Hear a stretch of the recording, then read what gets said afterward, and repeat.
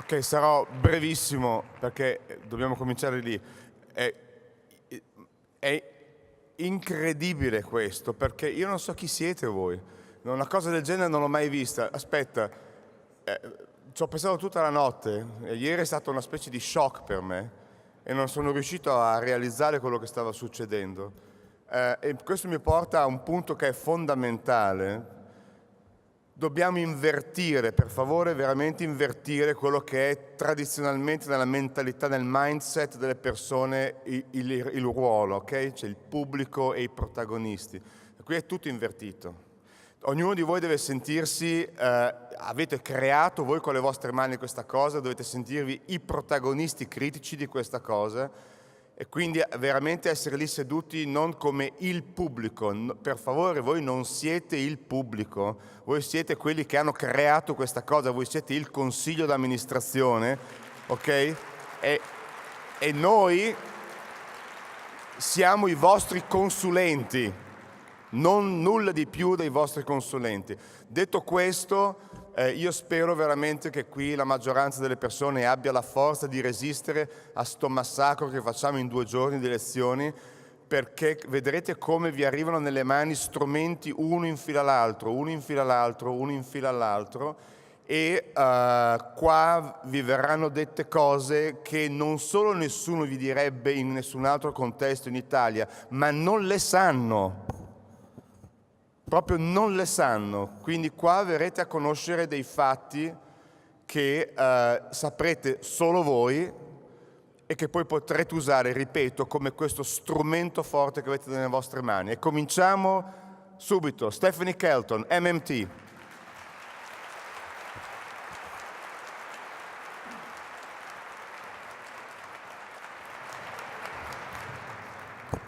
Grazie, buongiorno.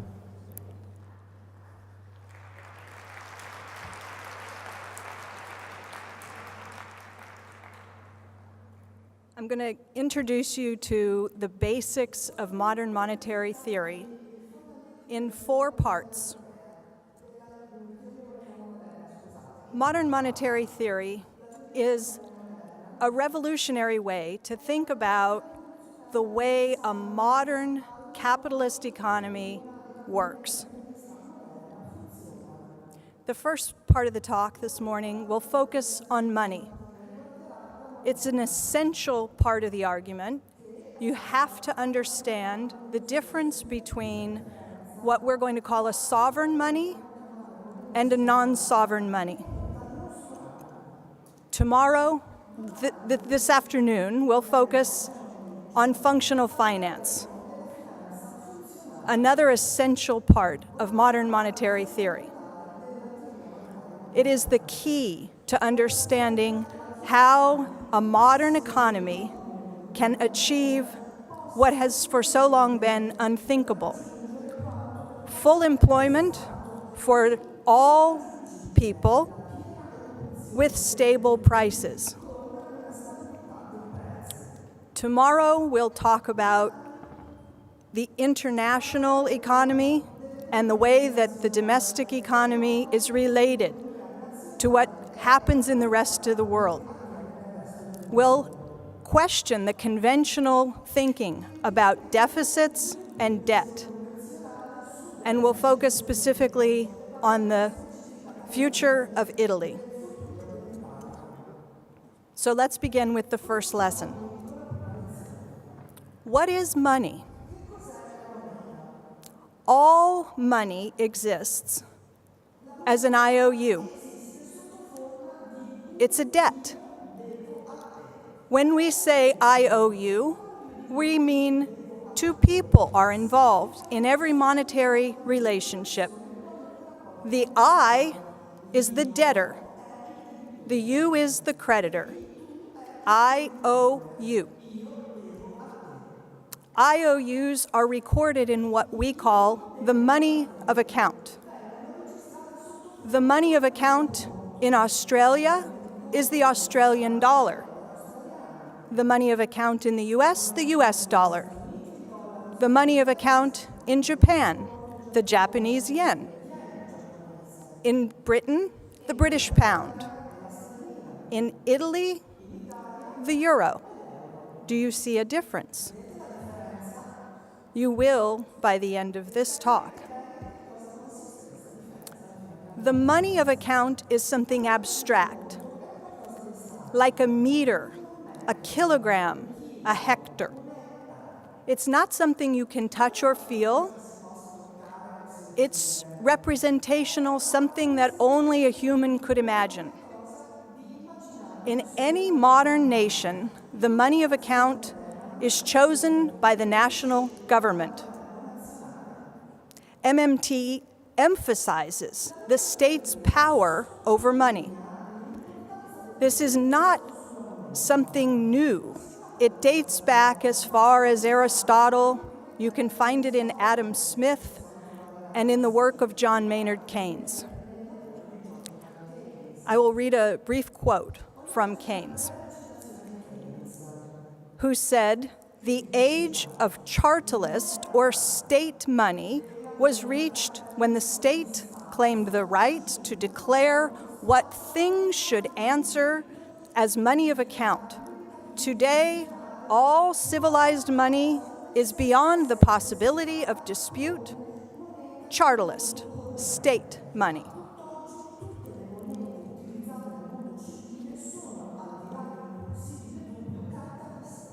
A sovereign government defines the money of account. A sovereign government imposes taxes, fees, and other obligations to be paid to the state. A sovereign government decides what it will accept in payment to itself. And a sovereign government chooses how it will make its own payments to others. Most governments in the world today choose their own unique money of account, and they issue their own unique currency. One nation, one money is the rule in almost every corner of the world today. US dollars, bills and coins, Mexican pesos, bills and coins, British pound, notes and coins. Most governments also require that taxes be paid in a currency that the state has the exclusive power to issue. These currencies are sovereign money. As long as the state has the power to enforce its tax laws, the people will need the government's money. The currency will have value. People will work to sell things, goods and services to the government in order to get government money. Whatever the government accepts in payment to itself becomes the ultimate definitive money in the economy.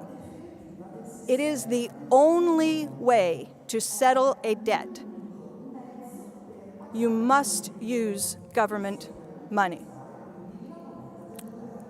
We can imagine in any economy a hierarchy of monies. Anyone can create money, but not all money is created equal.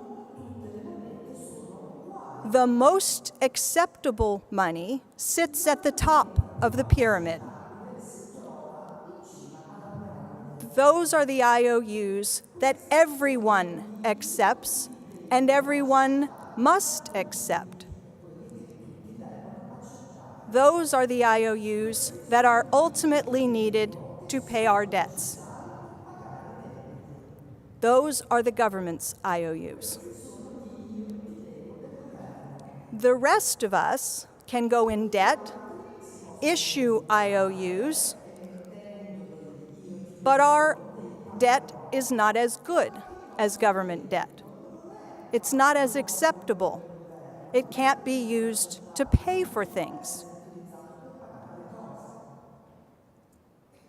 In the US, the hierarchy looks like this.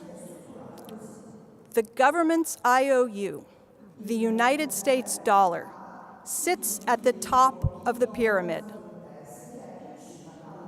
It is a fiat currency.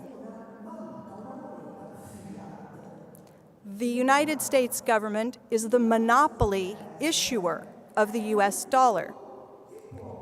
The only entity on the planet that can legally create the currency. The US government taxes in dollars. It spends in dollars. And it controls its own currency. Why is this important? What are the benefits of issuing your own currency? They are extraordinary. The government, when it issues its own currency and goes into debt in that currency, can always pay its debt, can never go broke, can never run out of money. It can afford anything that is for sale in that currency. It doesn't need to borrow its own currency. And it can set its own interest rate. It does not have to pay what markets want. It does not become a victim to speculation, to bond vigilantes. It has additional policy space.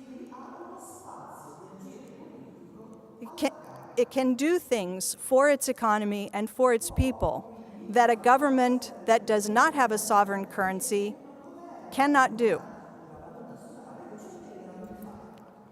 Think about what the hierarchy would look like under a gold standard. Many governments operated under gold or silver or both for some period of time in our nation's world history. Under a gold standard, the government promises to convert its currency into gold. In that situation, what sits at the top of the pyramid is not the state's currency, but the gold reserves. This means that the government must be careful about how much it spends. If it spends too much of its own currency, it can jeopardize the entire system because it may not be able to convert currency into gold as promised. You have to limit your spending and limit what you do with your policy. Governments operating under a gold standard do not have sovereign currency. In a similar way, a country that fixes its exchange rate to another country's currency, the way Argentina and Russia and others have done, do not issue a sovereign currency. They must be careful about how much they spend. They must defend the reserves. If you promise to convert your currency into another country's currency, you might go broke. You can run out. How do you get the other country's currency? It requires trade surpluses to earn the other country's currency. You become dependent on the rest of the world and their economic well-being to sustain your own well-being. The hierarchy in a country that operates fixed exchange rates places someone else's currency at the top. You also lose control of your interest rate, something it's crucial to retain control of if a country is going to have sustainable debt and full employment.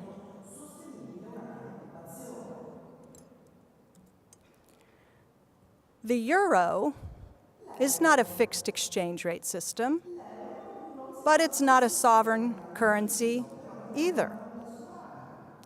It's an exceptional case, an unprecedented experiment, where the currency is divorced from the individual nations themselves. The euro is effectively a foreign currency to you. All 17 governments that use the euro are not issuers of the currency, but users of the currency. They lack the powers that a sovereign issuer has. Japan, the United States, the UK, Canada, Australia, these are sovereign issuers. The euro is not a sovereign currency. Governments that adopted the euro must borrow the currency. They must pay whatever the bond markets require. They can run out of money, and they lack the policy space of a sovereign issuer. If you imagine the hierarchy for a member of the Eurozone, such as Italy, you see the relationship between the government and the currency is different. Italy does not issue the currency that it uses. It is an essential point. Money matters. A sovereign government should be in control of the currency that sits at the top of its pyramid. If it gives up control of a sovereign currency, it also gives up the power to set reasonable policy in its own country. It hands over that power to the bond markets, who ultimately decide how much can be spent, what can be done. Abba Lerner was an economist, a contemporary of John Maynard Keynes. He saw this very clearly. He said, by virtue of the power to create or destroy money by fiat, and its power to take money away from people through taxation, the state is in a position to keep the rate of spending in the economy at the level required for full employment. The problem with the euro is that it cannot be created at will. The governments must go out and get euros from someone else. They've sacrificed their ability to conduct sensible economic policy in every nation, and the effects are clearer now than ever.